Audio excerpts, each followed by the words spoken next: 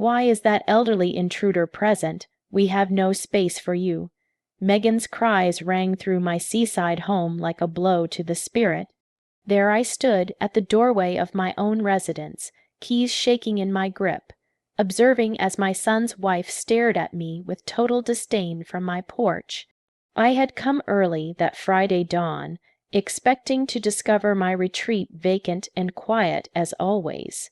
Instead, I encountered a sight I would always remember. My property had been entirely occupied by Megan's relatives. There were at least 3 unknown vehicles in my parking area, noisy tunes blasting from my sitting room, and the odor of scorched meals permeating the atmosphere. Youngsters were dashing across my patio, shouting and kicking a ball toward the crimson flower containers I had tended for years. The grass I cut personally each weekend was crushed and scattered with discarded beverage tins. The woven seats I had purchased with such affection the previous year were draped in damp cloths and soiled garments. My lovely yard appeared like a combat zone following a wild gathering. When Megan noticed me, she displayed no trace of regret. Instead, she remained fixed in the primary entrance as though she possessed the site. She donned one of my preferred smocks, the item I had stitched myself a decade earlier. Her gaze carried that icy expression I recognized well, the type she offered me during household meals when she believed nobody observed. "Megan, I was unaware you were present," I stated, attempting to produce the most composed tone feasible inside my tightened throat. "This is my residence. I have visited here every vacation period for 2 decades. She chuckled. It was a sound so harsh it caused me to feel tiny and unimportant. "Oh, come on," she sneered. "Robert informed me we could occupy the place whenever we desired. Moreover, we are truly accomplishing useful tasks here. You merely arrived to grumble and disrupt our household arrangements." Additional individuals emerged behind her.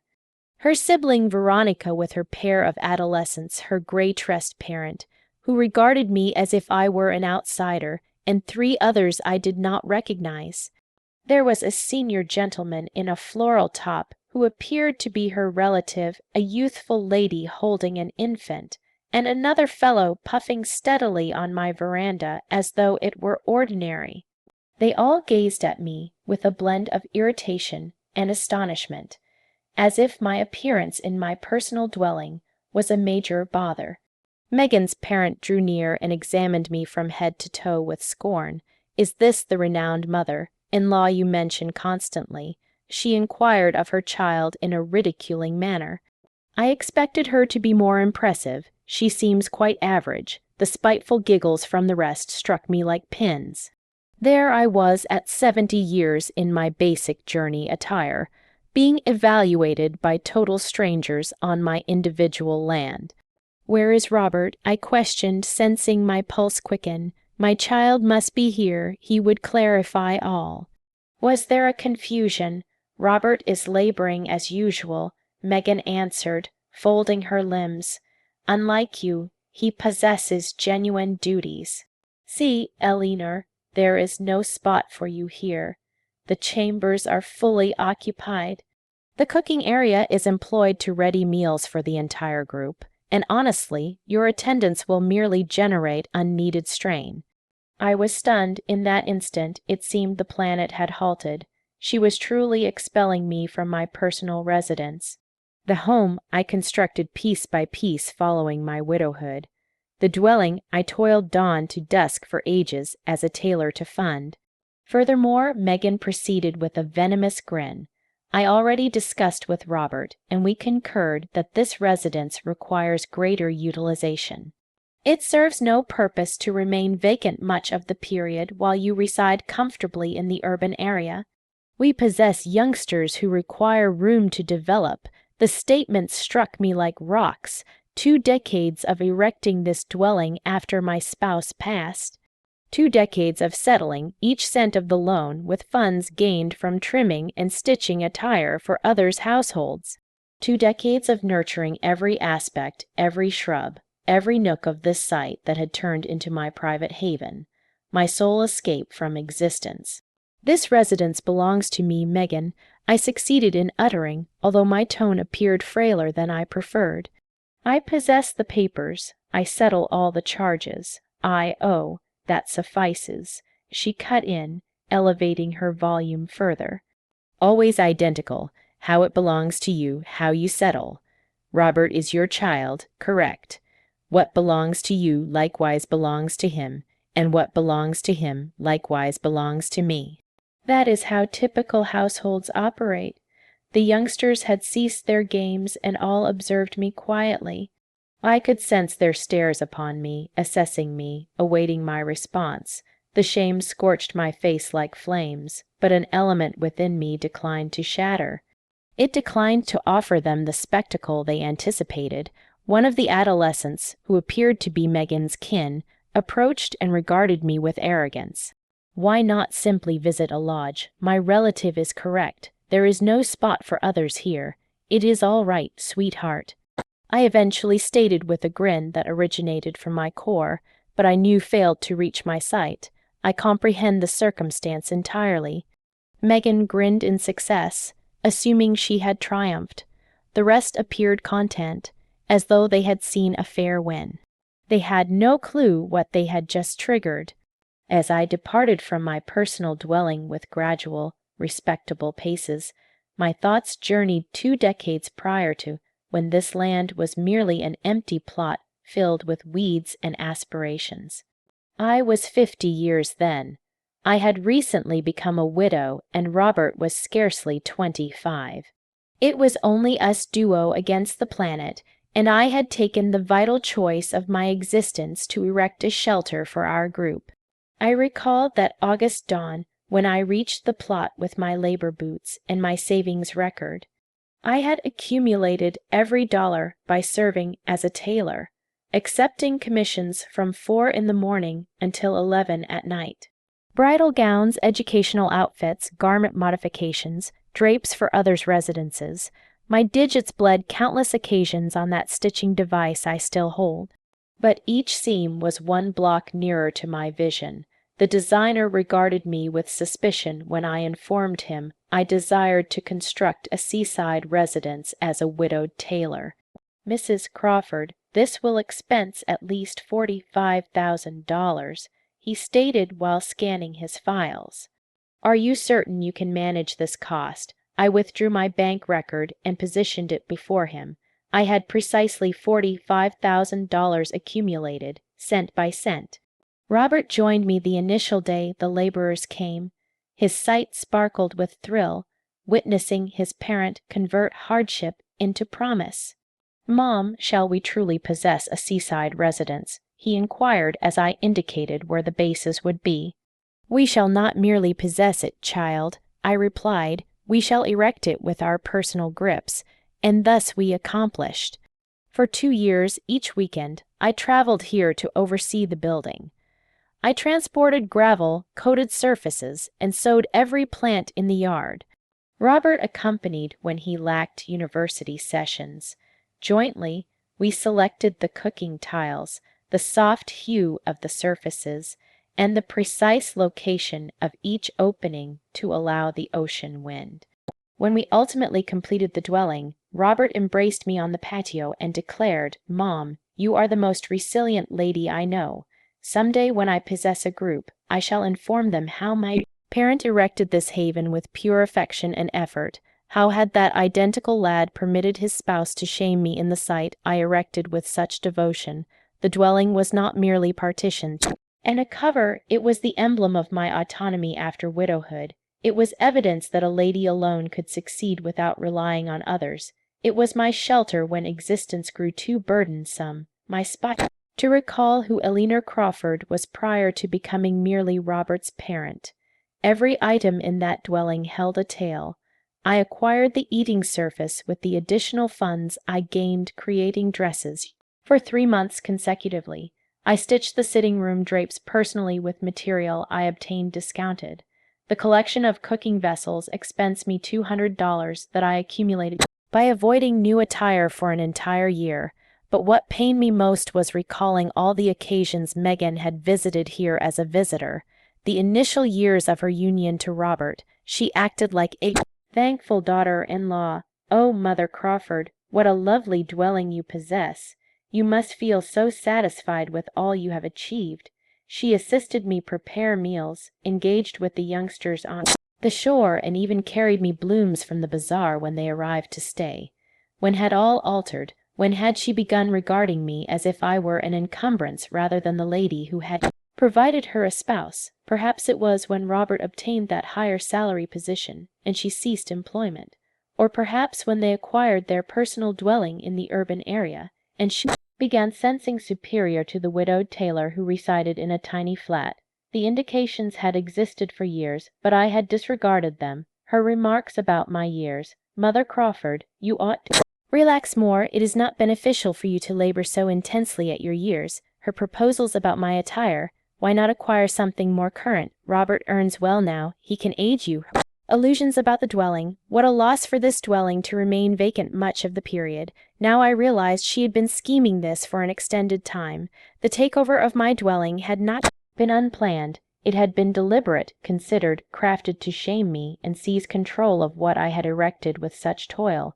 As I proceeded toward my vehicle, I sensed something I had not felt in ages, a pure chilly fury ascending from my abdomen to my neck. It was not the reckless fury that causes you to shout and lose command. It was something far more perilous. It was the clever fury of a lady who had endured hardship, widowhood, and decades of labor. Megan had committed a deadly error. She had undervalued Eleanor Crawford. She believed I was a harmless elderly lady who would remain quiet amid shame. She did not realize she faced a lady who had erected an empire from $1 at a time, who had nurtured a child alone, who had confronted existence with vacant grips and triumphed. But what pained me most was not Megan's disloyalty. It was Robert's quiet disloyalty. My child, the lad I had tended when he had fever, the youth I had backed through university, gentleman who had vowed he would always shield me, had permitted his spouse to handle me like refuse in my personal dwelling. I entered my vehicle and ignited the motor. I had to locate a lodge for the evening, but it would merely be short-term, extremely short-term, because Megan Dyson had just initiated a conflict she had no notion how to wage, and I was an experienced fighter. The Golden Sands Lodge expensed me $85 per evening.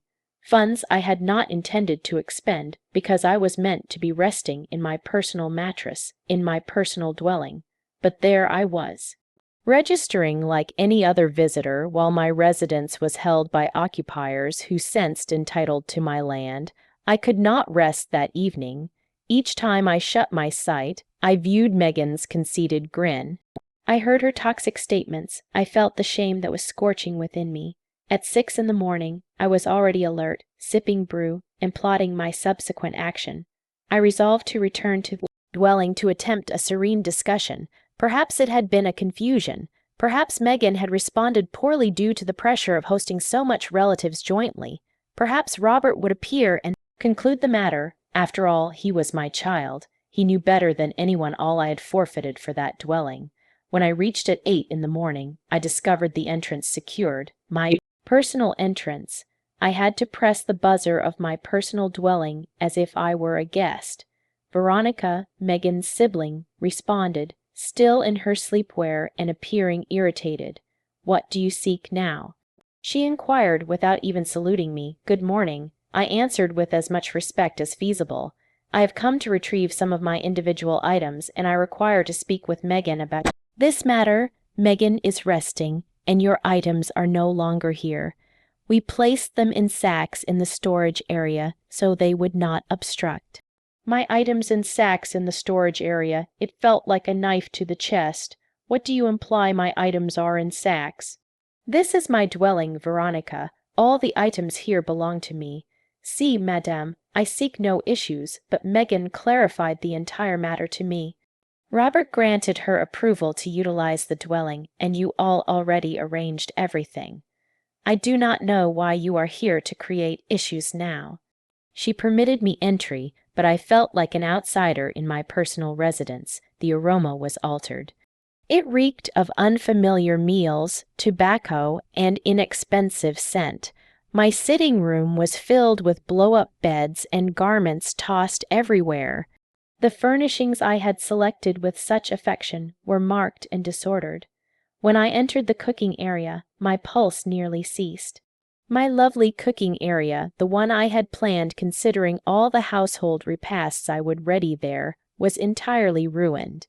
The range had charred fat on it, the basin was packed with soiled plates that already stank, and they had employed my finest vessels to prepare something that had left lasting marks on the base.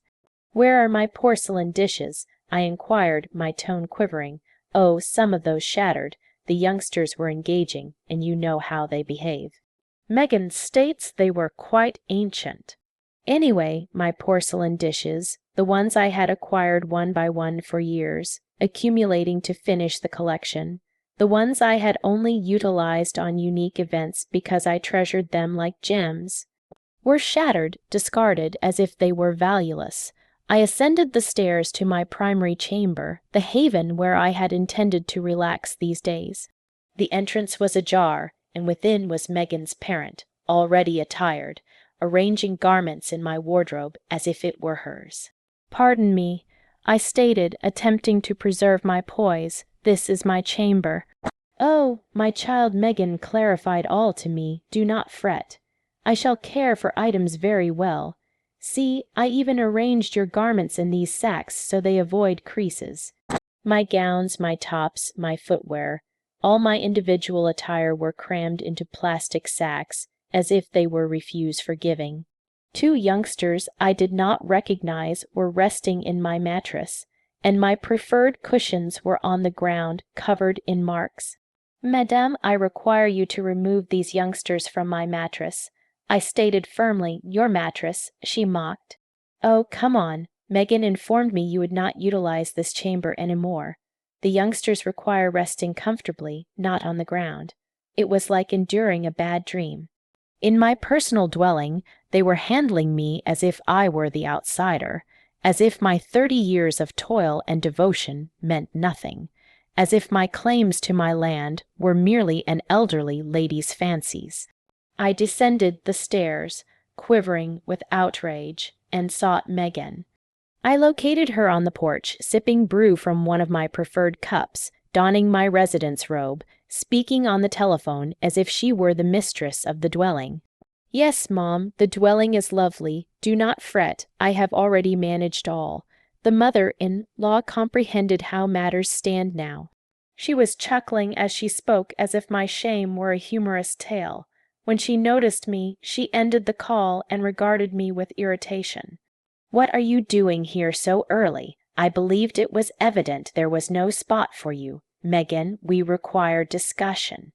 This dwelling is legally mine. I settle the levies. I settle for the upkeep. I possess all the papers.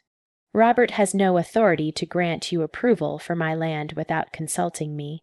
Oh, please avoid beginning with your lawful issues. Robert is your child, correct? Youngsters inherit from their guardians. It is ordinary. Moreover, we are caring for the dwelling better than you. See how filled with relatives it is, how joyful it appears. Joyful, you have ruined my cooking area. You shattered my dishes and placed my garments in sacks like they were refuse. Well, you possess many ancient items that are no longer practical. We seized the chance to perform a thorough cleansing. We performed you a service. I could not accept what I was hearing. This lady had occupied my dwelling, ruined my possessions, shamed my recollections and my past, and then had the nerve to state she had performed me a service. "Where is Robert?" I inquired one final time. "I already informed you he is laboring, but do not fret, he is entirely agreeable with all this. In fact, it was his suggestion. He stated it is time for this dwelling to be utilized for something useful instead of remaining vacant, awaiting your rare visits." That falsehood shattered my pulse. I knew my child better than anyone. Robert would never have schemed something like this secretly. But then, why was he not here shielding me? Why was he permitting his spouse to handle me this way? "Megan, I am going to be extremely direct with you. You possess until tomorrow to remove your whole relatives from my dwelling. This matter is going to conclude now." She chuckled, that harsh chuckle I already recognized too well. What? Are you going to summon the authorities? Are you going to prosecute your personal child? Do not be absurd, Elinor. You know you cannot act against us. We are relatives. In that instant, I knew she was correct about one aspect. We were relatives, but she had overlooked a basic principle of genuine households. Predators do not assault the group, and she had just assaulted the eldest and sagest predator of all.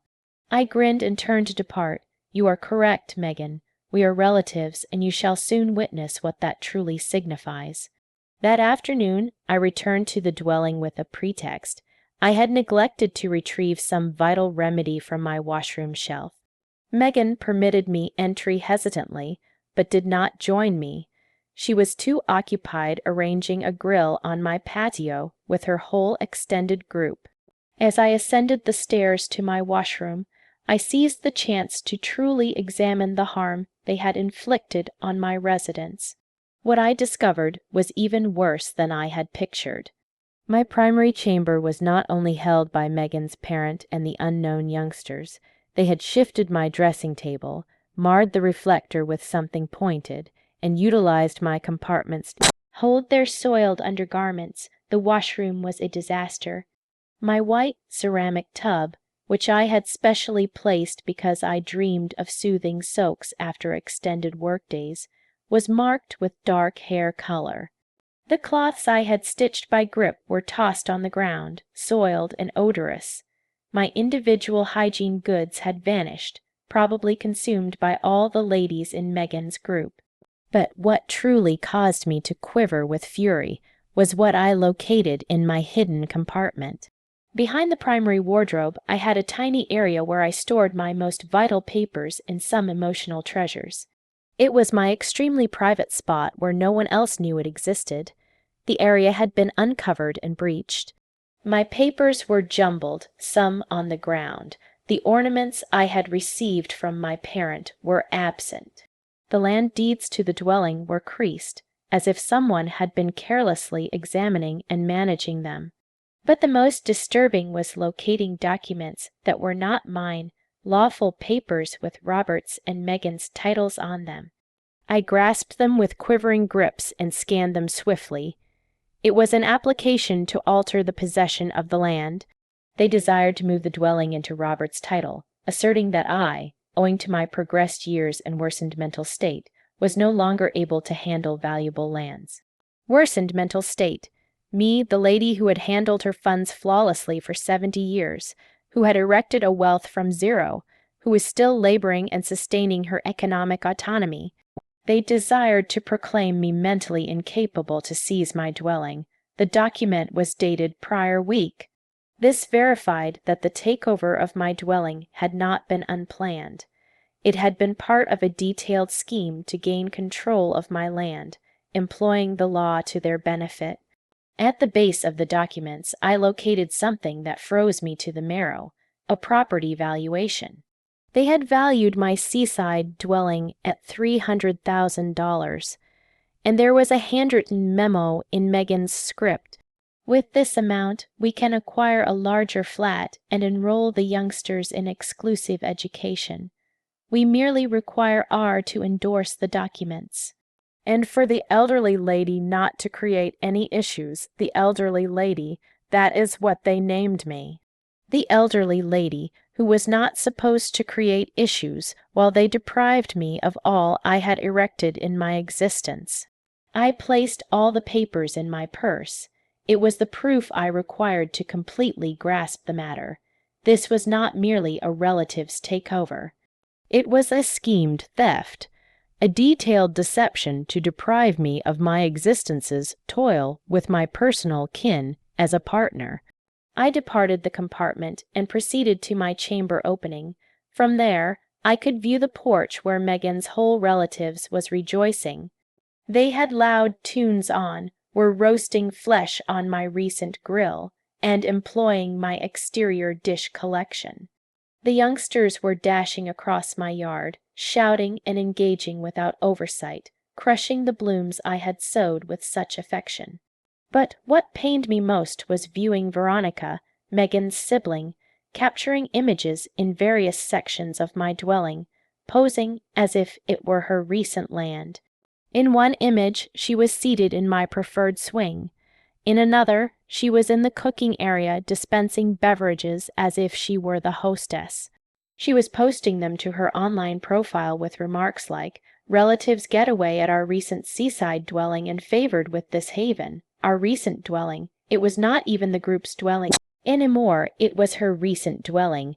I captured images of all with my telephone, the disorder, the harm, the marks, the dispersed garments. If this was going to become a lawful fight, I required proof of how they had handled my land. When I descended the stairs, I heard Megan on the telephone again. This time she did not trouble to reduce her volume when she noticed me. "No, Mom, do not fret. The attorney states it is very simple. Since Robert is an only offspring, he can demand the legacy early owing to his parents' incapacity. And once the dwelling is in his title, we can perform whatever we desire with it. Early legacy owing to incapacity. They desired to proclaim me mentally incapable to seize my legacy while I was still alive. Yeah, we already dispatched the false health papers. We compensated that physician from the inexpensive facility $50 to endorse a statement saying she has elderly memory loss. Robert did not desire to initially, but I clarified to him that it is for the benefit of the youngsters. False health papers, a dishonest physician, an invented elderly memory loss statement. My personal child persuaded that depriving me of my land was for the benefit of the youngsters. The discussion proceeded, but I could not hear any more. My planet was collapsing, not just due to the disloyalty, but due to the complexity of the trickery. They had schemed every aspect, every falsehood, every false document required to lawfully deprive me. I departed the dwelling without bidding farewell. There was nothing remaining to discuss with that lady. Statements had lost all significance. This was no longer a relative's disagreement that could be settled with talks and positive emotions. It was a conflict, and they had launched the initial strike employing the dirtiest arms feasible: falsehoods, false documents, health dishonesty, and the control of my personal child. But they had committed a deadly error. They had undervalued their adversary. They believed Eleanor Crawford was a vulnerable elderly lady who would yield at the initial lawful menace. They did not realize they were combating a lady who had erected all they had from nothing, a lady who knew the true worth of funds, of truthful toil, and of genuine fairness. Now it was my opportunity to scheme. Monday dawn, Robert ultimately appeared. He reached the dwelling in his recent vehicle, that Toyota he had acquired with the funds from the advancement he obtained prior year. I viewed him stop in my parking area as if nothing had occurred, as if his group had not occupied my residence and ruined my existence over a weekend. I was awaiting him on the lodge porch, observing my dwelling with field glasses I had acquired at a sports shop. I had passed the evening alert, arranging all the papers I had located, making records, and readying for this instant. I knew Robert would arrive eventually. He had to arrive. Their scheme could not be performed without his individual endorsement. I viewed him salute Megan with a peck on the face, embrace some of the youngsters dashing in the yard, and behave as if this were entirely ordinary, as if his parent had not been shamed and expelled from her personal dwelling, as if he were not a partner in a detailed deception to seize my land. I awaited 20 minutes before proceeding toward the dwelling.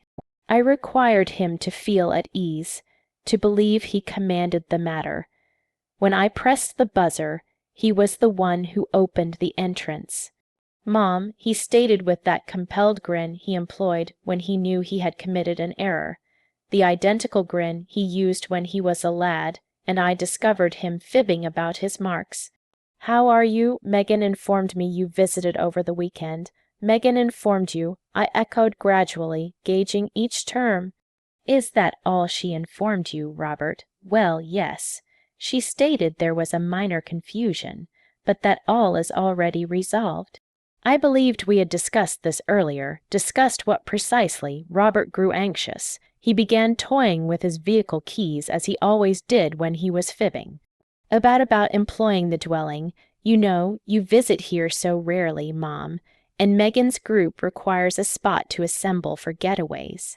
Oh, I comprehend. And did we also discuss proclaiming me mentally incapable? His face became as pale as paper. What are you discussing? I withdrew the papers from my purse and positioned them before him. I am discussing this, Robert. Application for land move owing to possessor's mental incapacity. Does that ring a bell? His grips quivered as he grasped the documents. For an instant, I viewed my true child, the frightened lad I had nurtured alone for so many years. But that instant endured only a few moments before Megan emerged behind him. What is occurring here? She inquired with that commanding tone she always employed.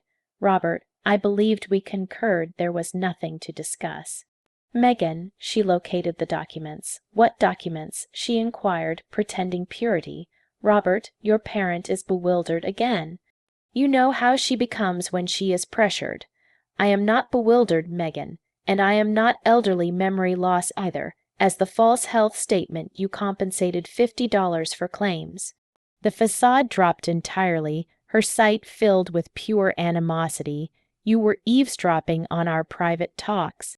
I was shielding my dwelling from occupiers and robbers. Robbers, she shouted. We are not robbers. Robert is your child. He possesses a claim to this land. Robert possesses a claim to inherit when I pass, not to seize from me while I am alive. Oh, come on, you are already aged, Elinor. How many more years shall you exist?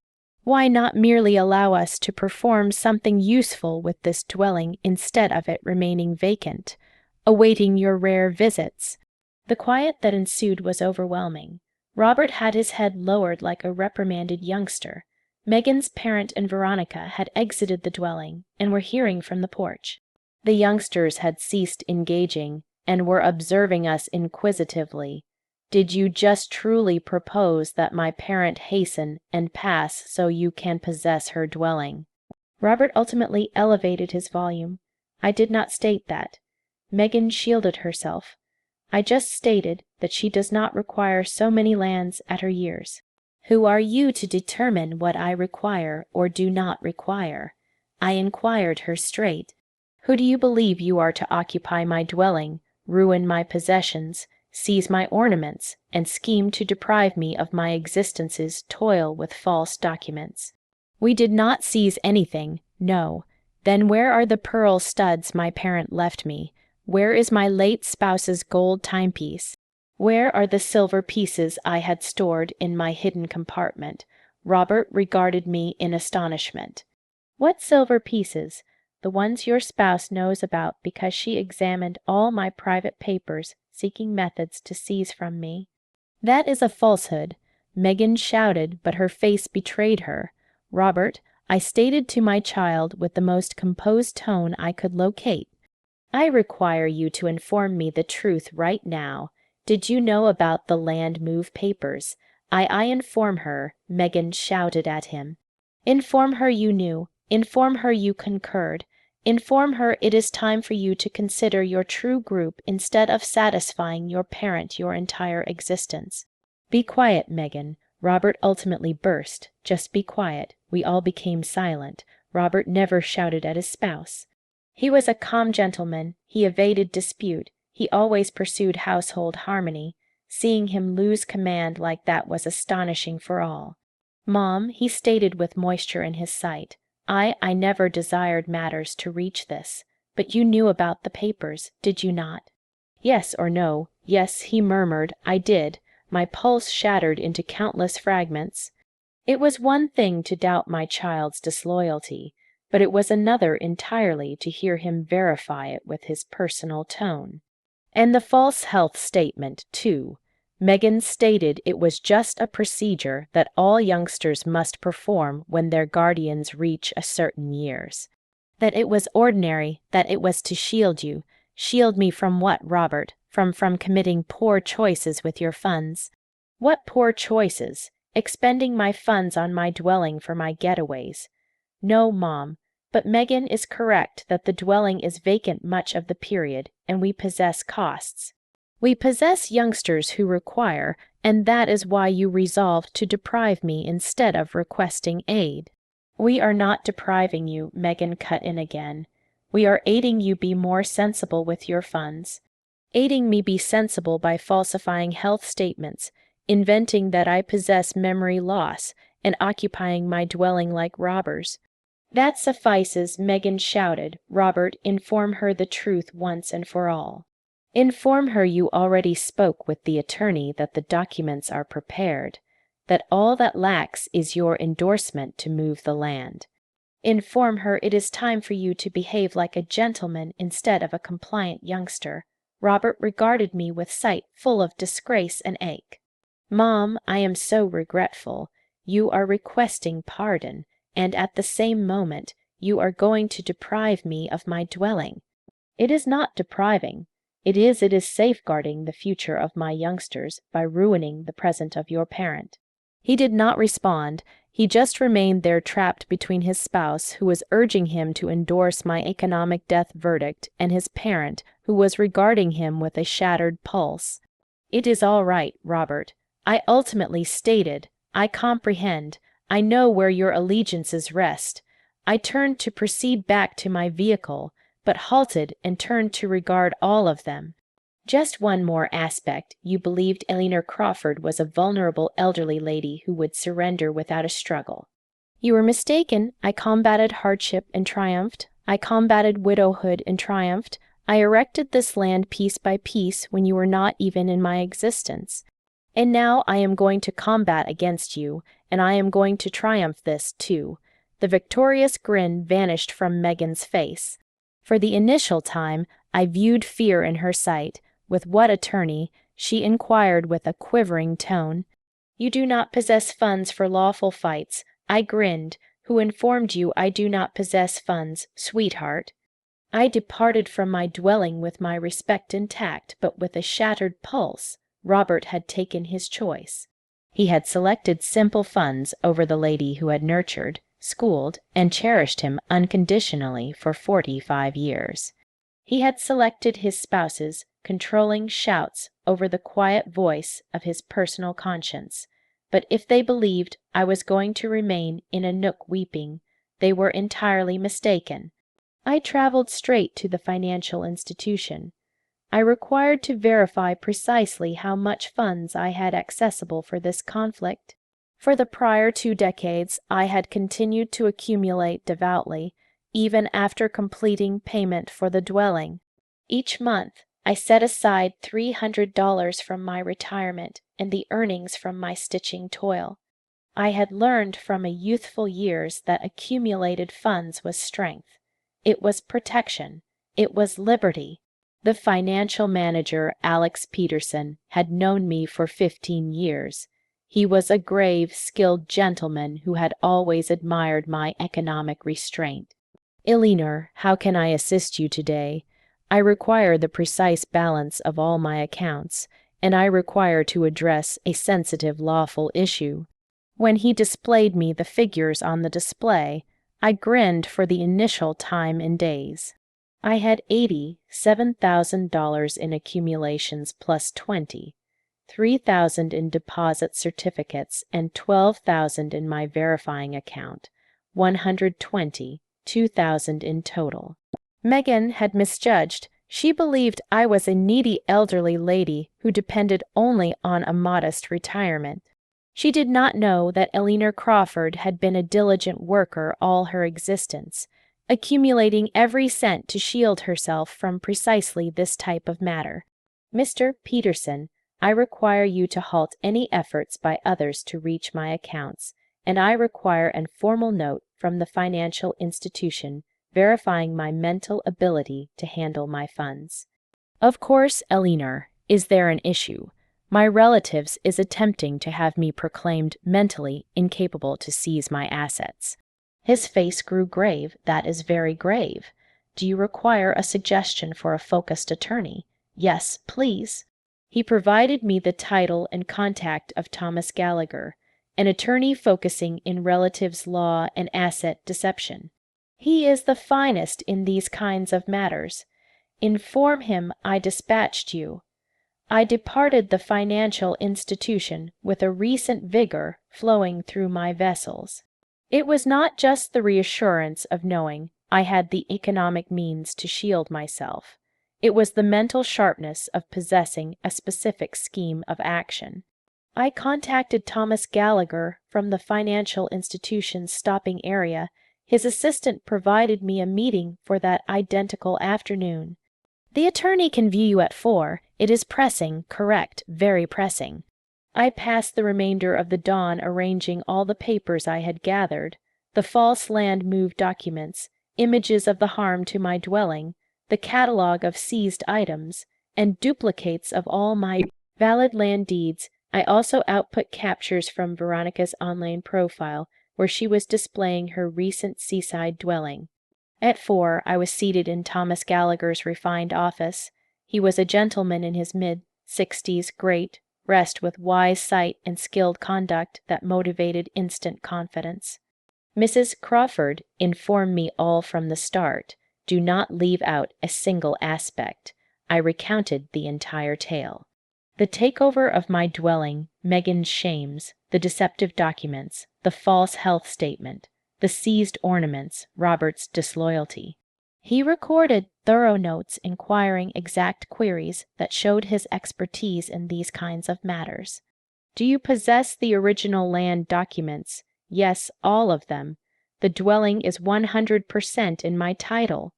I settled for every cent of the building, and I possess all the invoices from the prior 2 decades. Has the physician who supposedly endorsed the memory loss statement ever inspected you? Never in my existence have I viewed him. I do not even know his title. Excellent, that is a forgery of health documents, a national offense.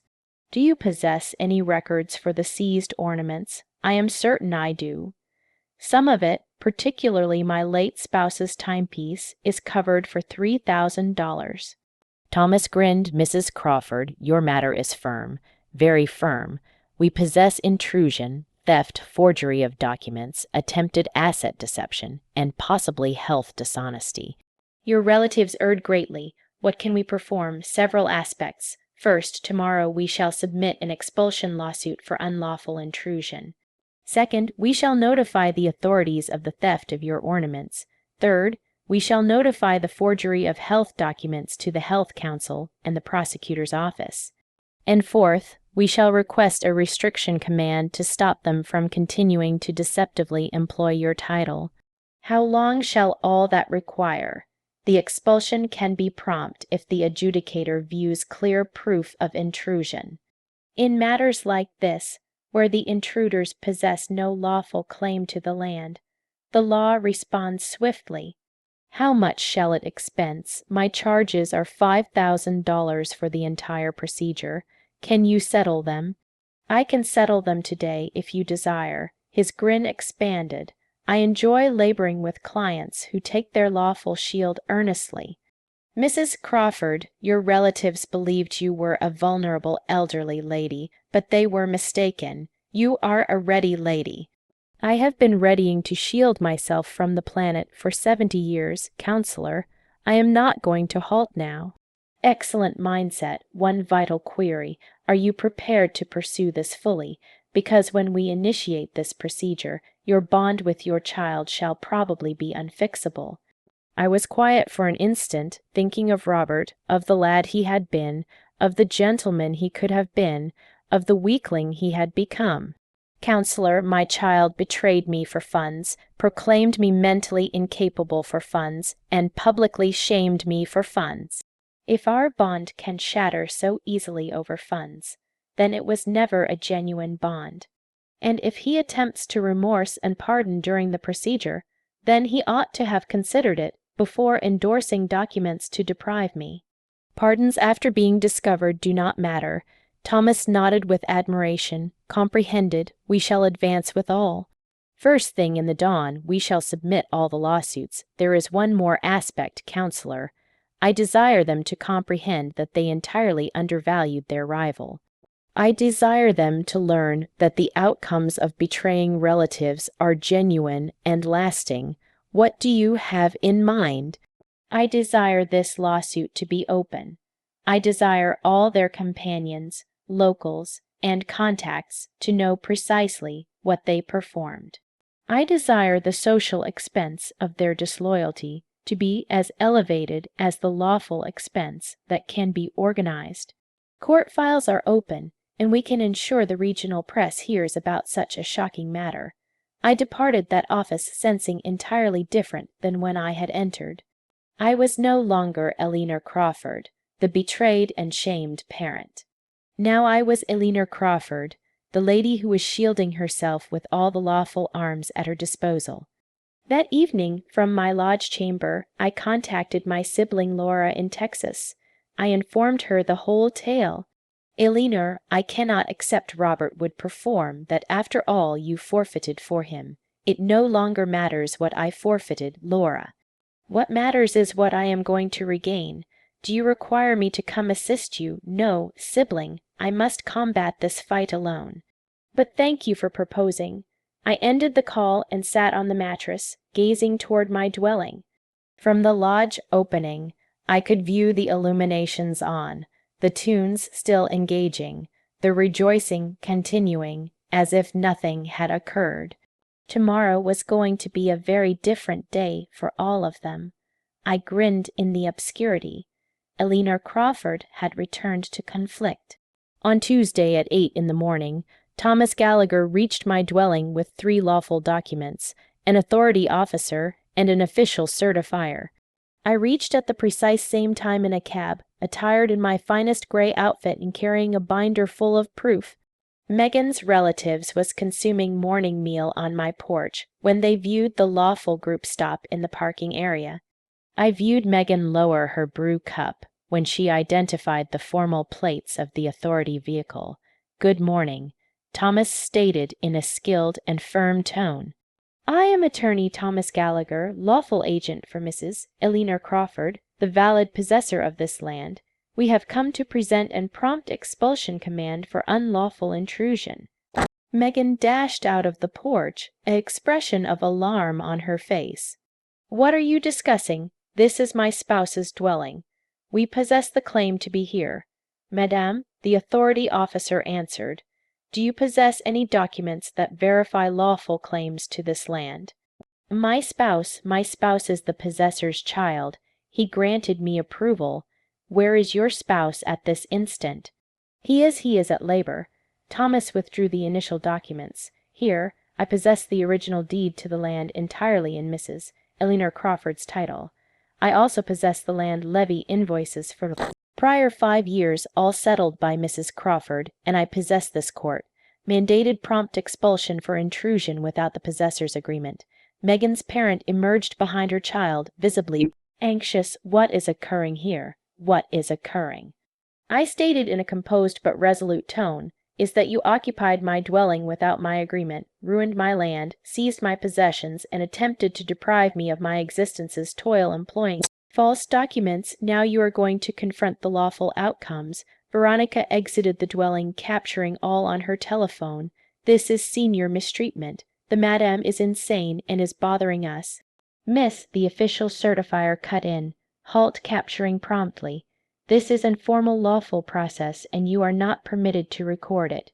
Thomas withdrew more documents. "I also possess a formal grievance here for the theft of ornaments and treasures, with a detailed catalogue of all the absent items and their approximated worths."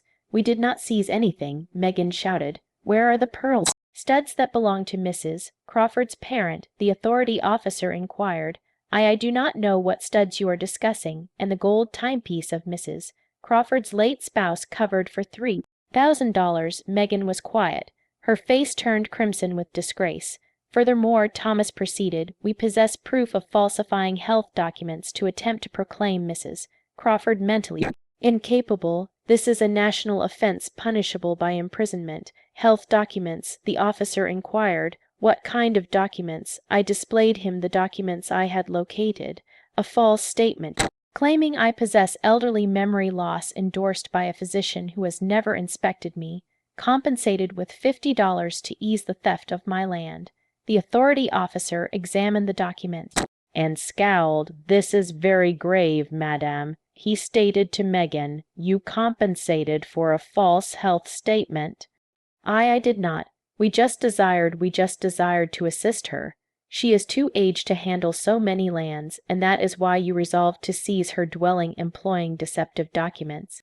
Just then Robert reached, traveling at full velocity. He exited the vehicle with an expression of total desperation. Surely someone had informed him about the authorities' arrival. "What is occurring here?" he inquired, almost breathless. "Your spouse and her relatives are being lawfully expelled from your parents' land for unlawful intrusion," Thomas clarified to him. "And you, Mr. Crawford, are being summoned as a partner in a matter of attempted asset deception." Asset deception. I displayed him the documents, the land move documents you were going to endorse. "Seize my dwelling, Robert, the documents your spouse had concealed in my hidden compartment." Robert turned pale. "Mom, I can clarify. There is nothing remaining to clarify. You already took your choice, but I did not desire it to reach this." Did not desire it to reach what? To me shielding myself. You hoped I would remain quiet while they seized my existence's toil. Megan drew near Robert and murmured something in his ear. He shook his head. "What is your spouse informing you, Robert?" I inquired. "She desires me to inform the authority that you possess mental issues, that you fabricate things. What are you going to state?" Robert regarded me in the sight for the initial time in days. I viewed the frightened lad he had been, but I also viewed the weak gentleman he had become. I do not know what to state, Mom." "Then do not state anything." Thomas withdrew the final documents. "Mr. Robert Crawford, here is your formal summons. You possess 3 days to appear in relatives' court to respond for the accusations of partnership in attempted asset deception against a senior. Partnership, your endorsement is on the land move request documents. Your title is on the request for your parents' mental incapacity. You permitted the deceptive employment of this land. You are lawfully accountable for all the harms. But I am her child. She cannot prosecute her personal child. Mr. Crawford, the authority officer stated, the law creates no allowances for relation when it comes to deception and theft. An offense is an offense, no matter who performs it. Megan's parent began to weep. "This is unjust. We are relatives." Relatives do not prosecute each other. Relatives also do not seize from each other, I answered, "but you resolved to shatter that principle first." Thomas glanced at his timepiece.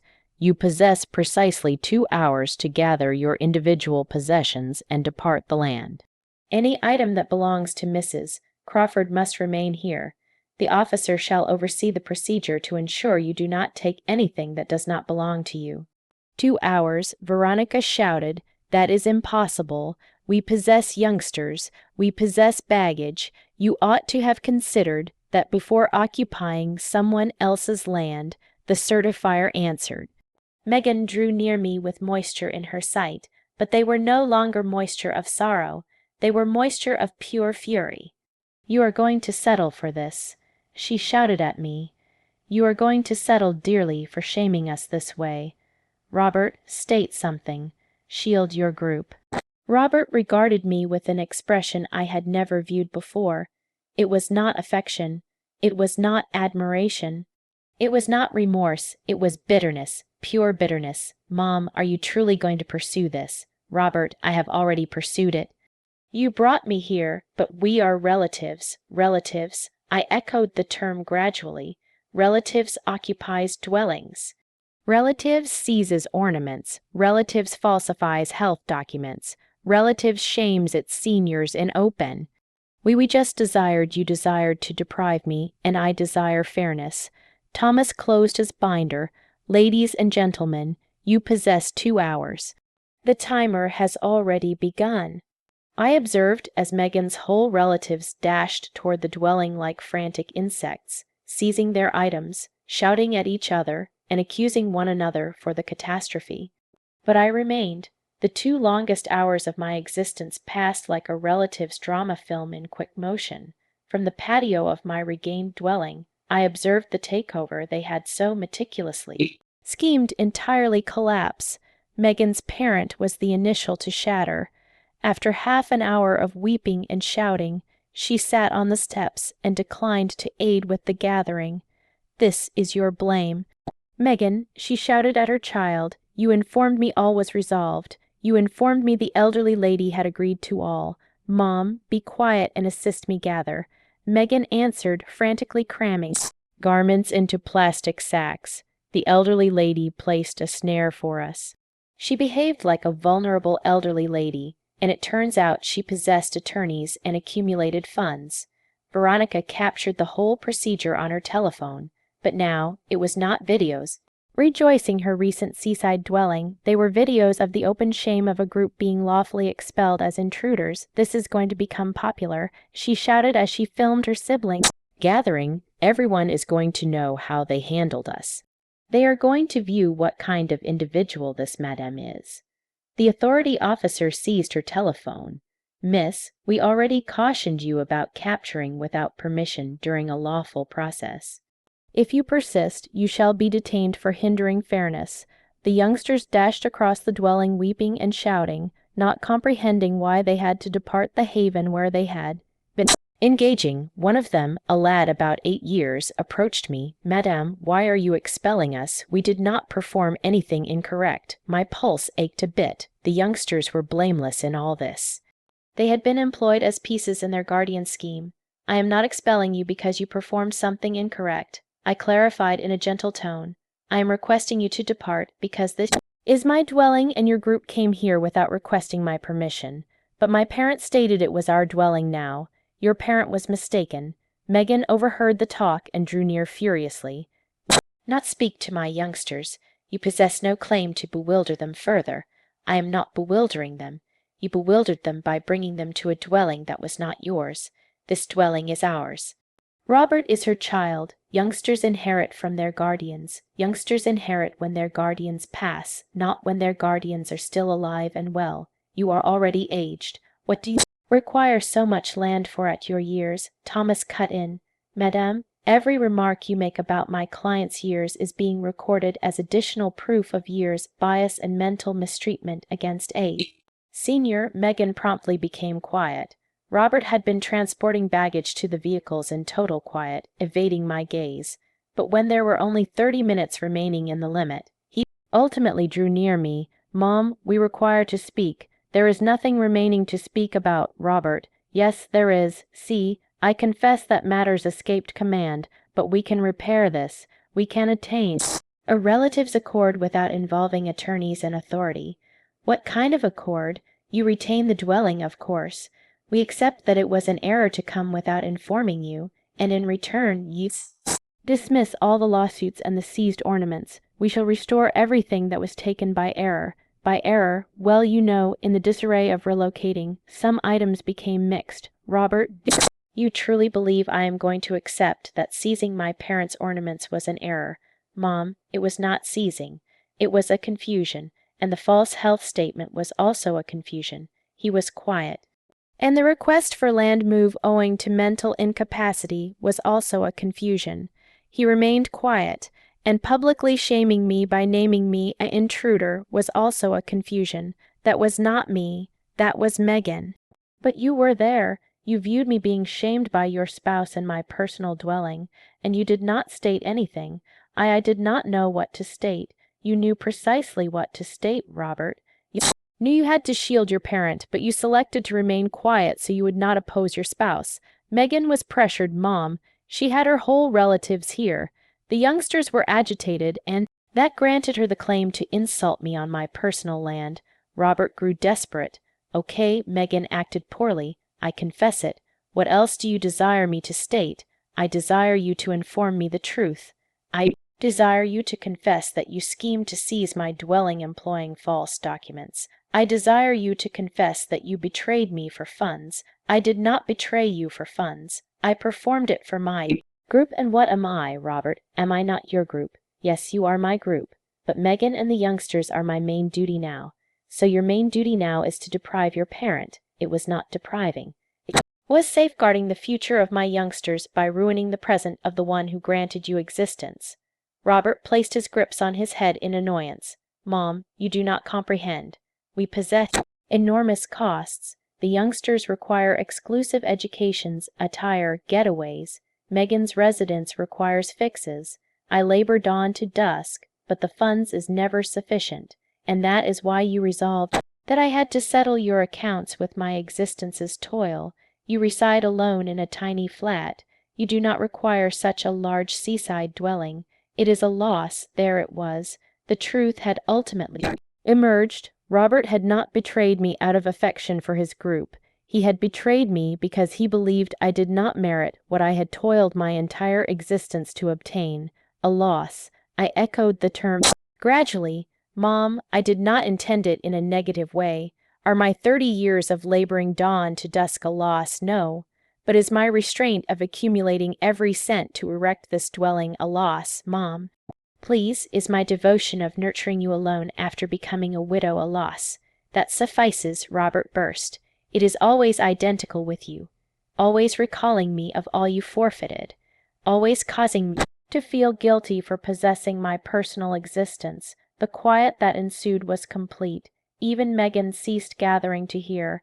There is the truth, I stated with a composure that astonished me. You did not betray me for funds. You betrayed me because my forfeitures for you became a mental load you could not endure. I did not state that. You did not have to state it. You just shouted it. Robert remained there breathing heavily, his face crimson with disgrace and fury. Do you know what the most sorrowful aspect about all this is, child? I inquired him. If you had requested aid directly, I would have assisted you. If you had informed me you were facing economic difficulties, we would have discovered a resolution jointly. But you preferred to plot secretly, shame me openly, and attempt to deprive me employing the law. Why, Robert, why did you select the harshest route? Because I knew you would refuse. How did you know if you never inquired me? Because you have always been very connected to your funds, very commanding with your existence's toil. Commanding, Robert, I settled for your university. I acquired you your initial vehicle. I loaned you the initial payment for your dwelling. I have assisted you economically dozens of times in your adult existence, but always with stipulations, always recalling me that it was your funds, that it was your forfeiture. I ultimately comprehended all. Robert had not betrayed me out of avarice. He had betrayed me out of arrogance. His male arrogance could not tolerate continuing to rely economically on his aged parent. You know what, Robert? I ultimately stated, you are correct. I ought to have compelled you to be more autonomous when you were youthful. I ought to have allowed you to resolve your personal issues instead of always saving you. But it is too delayed to alter the past. And now you are going to possess the chance to be entirely autonomous, because from now on you are going to resolve all your economic issues without my assistance. Thomas glanced at his timepiece. Folks, you possess 10 minutes remaining. The ultimate rush was disorderly. Megan shouting commands, the youngsters weeping, Robert transporting the final baggage with an expression of total loss. When they were all ultimately in their vehicles, Megan lowered her opening and shouted one final menace at me. This is not concluded, you resentful aged lady. We are going to challenge. We are going to verify that you are insane. Proceed ahead, I answered composedly. My attorney shall be awaiting you. The vehicles departed, raising dust in my parking area. Robert was the final to depart. He regarded me in the rear-view reflector, but I had already turned my back. Thomas drew near. How do you sense, Mrs. Crawford? Weary? I answered truthfully.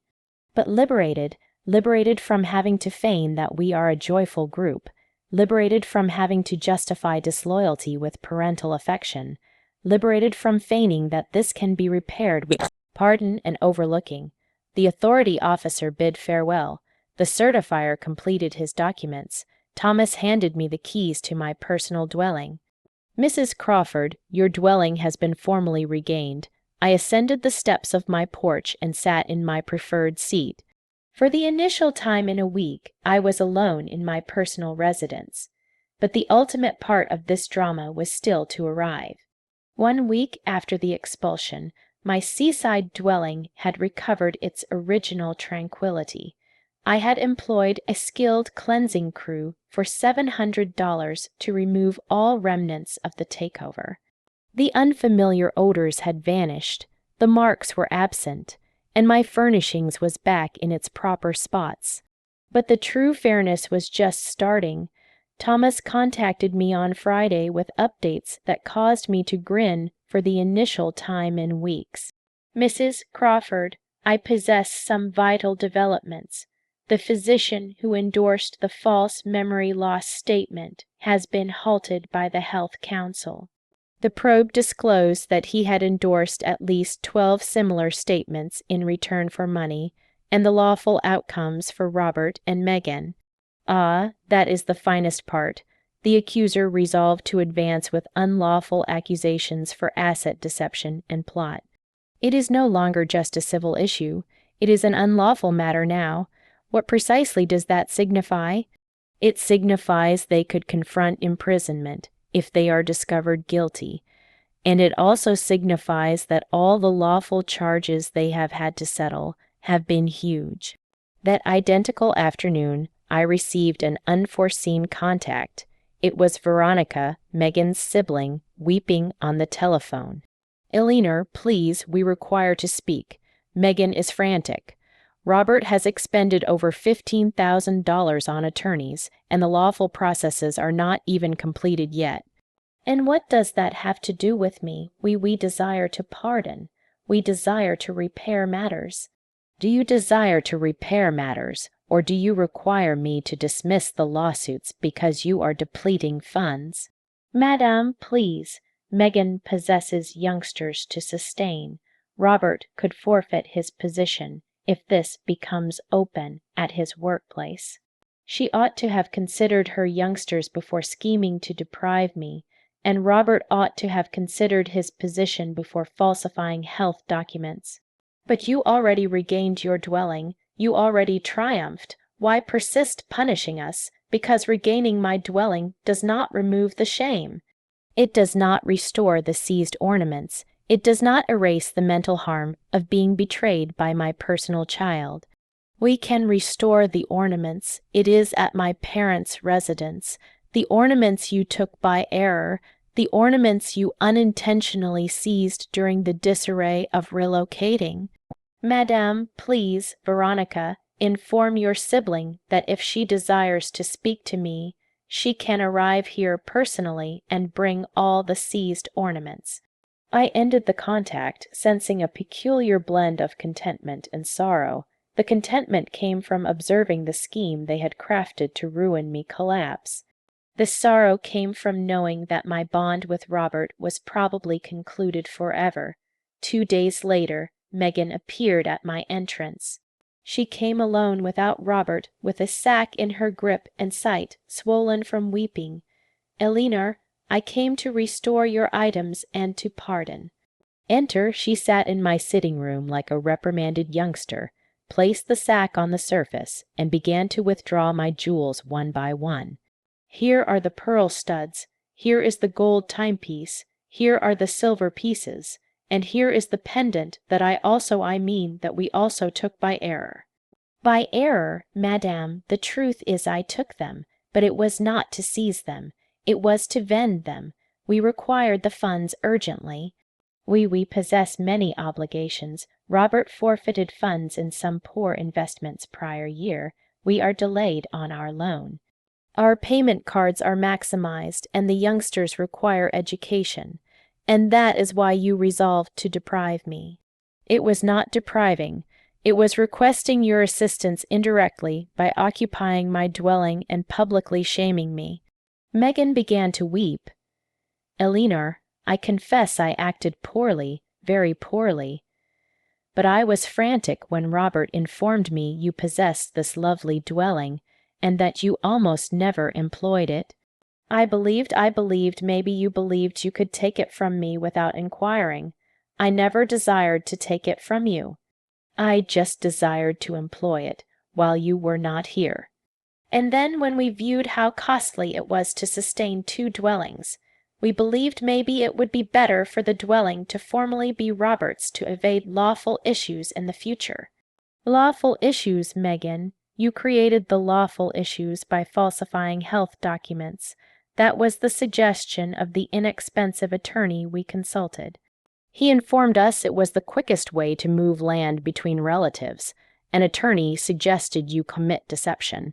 He stated it was not deception if it was between immediate relatives.